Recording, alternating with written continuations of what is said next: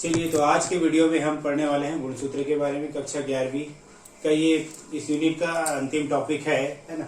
इससे पहले हमने डीएनए और आरएनए का स्ट्रक्चर पढ़ लिया है, तो आज जो है वो है गुणसूत्र।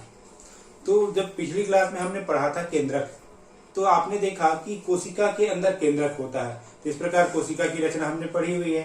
इस कोशिका में क्या देखा था, एक केंद्रक देखा था, और केंद्रक के अंदर पतले महीन धागे नुमा जो रचना मिला था उसको हमने क्या कहा था कि क्रोमेटिन नेटवर्क है।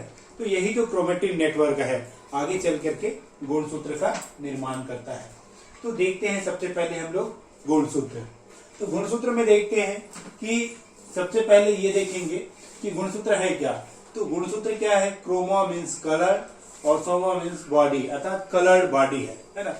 यदि खोज की बात करें तो स्ट्रासबर्गर ने इसको खोजा है और डब्ल्यू वाल्डेयर ने इसका नाम दिया है। गुणसूत्र का नाम कोशिका विभाजन के समय उन्होंने अभिरंजित किया और अभिरंजित करने के आधार पर जो रंगीन भाग थे उसके आधार पर इसका नाम गुणसूत्र दिया।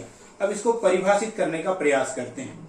तो क्या कहते हैं, गुणसूत्र किसी जीवित कोशिका में पाए जाने वाले वे विशिष्ट रचनाएं हैं जो अनुवांशिक लक्षणों को एक पीढ़ी से दूसरी पीढ़ी में लेके जाते हैं। उस अनुवांशिक विशिष्ट लक्षण को क्या कहते हैं, गुणसूत्र कहते हैं, है ना। यदि गुणसूत्र की संख्या की बात करें तो ये अलग अलग कोशिकाओं में इनकी संख्या अलग होती है, लेकिन किसी एक कोशिका में इसकी जो संख्या होती है वो निर्धारित होगी। जैसे हम मनुष्य में बोलते हैं, मनुष्य में कितना होता है, 46, है ना, गुणसूत्र के होते हैं, ठीक है। तो इसमें क्या होते हैं, 22 जोड़ी एक समान होते हैं, ऑटोसोम होते हैं, और जो 23वां जोड़ी हो या तो XY होगा या फिर XX होगा। तो ये लिंग निर्धारण गुणसूत्र है। तो इस प्रकार यहाँ देखते हैं कि प्रत्येक जीवों में इसकी संख्या क्या हो सकती है, स्थिर रहती है ना। ये 2n बराबर 4 से लेकर के 1260 तक की इसकी संख्या किसी किसी जीवों में बहुत अधिक पाई जाती है। फिर हम इसकी परिमाण की बात करते हैं तो ये 0.25 माइक्रोन से लेकर के 30 माइक्रोन तक के लंबे हो सकते हैं, और 0.2 माइक्रोन से लेकर लगभग 3 माइक्रोन तक के ये चौड़े हो सकते हैं। तो ये तो हो गए इसके मोटे मोटे संख्या और परिमाण के बारे में। चलिए अब हम देखते हैं, यदि प्रकार देखें तो गुणसूत्र में क्या पाया जाता है। गुणसूत्र में पाए जाने वाले जो सेंट्रोमियर है उसके आधार पर ये गुणसूत्र 4 प्रकार के होते हैं। तो पहला देखते हैं मेटासेंट्रिक। तो यदि मेटासेंट्रिक को देखें तो मेटासेंट्रिक में देखेंगे ये इसका सेंट्रोमियर है, ये वाला भाग सेंट्रोमियर कहलाता है, और ये इसकी भुजाएं हैं। तो यदि इसको देखेंगे तो ये जो है वी के आकार का दिखाई देगा, दोनों भुजाएं बराबर होती है और दोनों के सेंटर वाले भाग में इसका सेंट्रोमियर पाया जाता है, इसलिए इसका नाम है मेटासेंट्रिक। दूसरा देखेंगे सब मेटासेंट्रिक। तो इसमें देखेंगे एल का आकार का होगा या जे के आकार का होता है। इसकी एक भुजा लंबी होगी और एक भुजा छोटी होगी, और आकृति देखेंगे तो एल के आकार का होगा, है ना। तीसरा जो होता है एक्रोसेंट्रिक। तो एक्रोसेंट्रिक देखेंगे तो आई के आकार का होगा, लेकिन इसमें देखेंगे इसमें क्या होता है, ये सेंट्रोमियर है तो एक इसकी भुजा छोटी होती है और एक भुजा लंबी होती है, रचना सीधा आई के आकार का होता है ना। तो ये एक्रोसेंट्रिक कहलाता है। फिर है टीलोसेंट्रिक। तो टीलोसेंट्रिक इसी को यदि हटा दे यहाँ से तो इसके एंड में ये जो सेंट्रोमियर पाया जाएगा ये टीलोसेंट्रिक। तो मेटासेंट्रिक, सब मेटासेंट्रिक, एक्रोसेंट्रिक और टीलोसेंट्रिक, तो ये 4 प्रकार के होते हैं। चलिए अब हम मुख्य रूप से देखते हैं, इसकी संरचना का अध्ययन करेंगे। इसकी संरचना को देखते हैं, गुणसूत्र की रचना। तो चलिए गुणसूत्र की संरचना को देखेंगे तो सबसे पहला जो बाह्य आवरण आता है, इस आवरण को हम क्या कहते हैं, पेलिकल कहते हैं।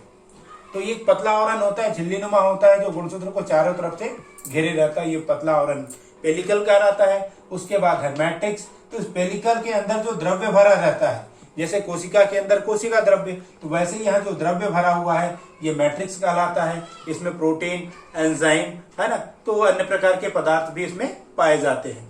फिर है क्रोमोनीमा। अब देखिए इस जो मैट्रिक्स और पेलिकल के अंदर जिसको हम गुणसूत्र कह रहे हैं वही रचना वास्तव में क्या है, क्रोमोनीमा है। तो इस क्रोमोनीमा में सबसे पहली रचना हम देखते हैं क्रोमोनीमेटा, ठीक है।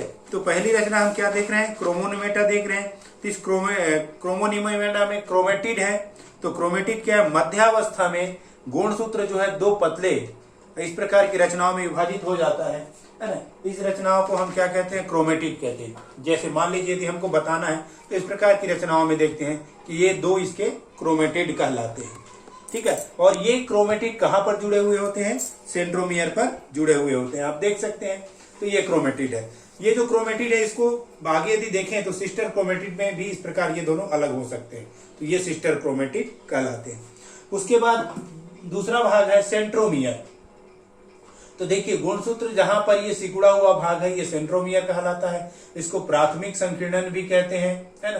तो प्राथमिक संकीर्णन कहते हैं, यहाँ पर व्यास कम हो जाता है।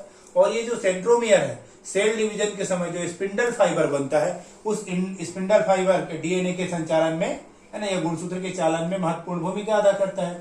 साथ ही प्लांट सेल में भी सेल डिवीजन के समय ये सहयोग प्रदान करता है या कार्य करता है। तो ये है प्राथमिक संकीर्णन, इसको सेंट्रोमियर भी कहते हैं। हम इसको प्राथमिक संकीर्णन को काइनेटोफोर के नाम से भी जानते हैं, ठीक है। इसके बाद हम देखेंगे जो है एक और रचना यहाँ पर यदि आपको दिखाई दे रहा होगा तो क्रोमोमियर है, ये देखिए। तो इस जो क्रोमेटिड है इस क्रोमेटिड में छोटी गोली के समान जो रचनाएं हैं, है ना, मणि का आकार, यदि हम इसको सिंगल दिखाना चाहें तो मान लीजिए एक क्रोमेटिड है, तो उस क्रोमेटिड में इस प्रकार की जो रचना होती है इस रचना को हम क्या कहते हैं?